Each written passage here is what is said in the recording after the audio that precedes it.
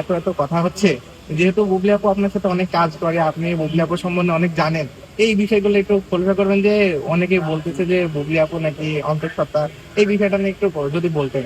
আমি কিছু জানি না, আপনি যা দেখেন আমি তাই দেখি, আপনি যা শোনেন আমিও তাই দেখি। আচ্ছা। যে দাদা, এই বর্তমানে কাজ কেমন চলছে, কি নিয়ে ব্যস্ত আছেন? কাজে ফ্যাশন, যেটা আমি কাজ করি, আমি যে ফটো করি করি, আমি যে এগুলো ব্র্যান্ডের সাথে কাজ করি, ওগুলো নিয়ে কাজ করছি। দাদা, আমরা তো শুধু দেখি যে আপনি অ্যাক্টরদের সাথে কাজ করেন, অ্যাক্টর যেমন শাকিব খান, আরো অনেক আছে, তাদের সাথে কবে দেখবো আপনার কাজ? সামনেই সাথীদের সাথে কাজ করি। শুনছিলাম যে আপনি সাকিব হ্যাঁ, ভাইয়ের সাথে ইনশাল্লাহ সামনে কাজ দেখবেন, করবেন। সামনেই দেখবেন। হুম। আর আর কোন, যদি কোনো অ্যাক্টরের সাথে না, থাকে? সবার সাথে তো কাজ করছি, সবাই তো বাংলায় সবার সাথে তো কাজ করছি, সবাই আমাকে ভালোবাসে, আমিও ভালোবাসি।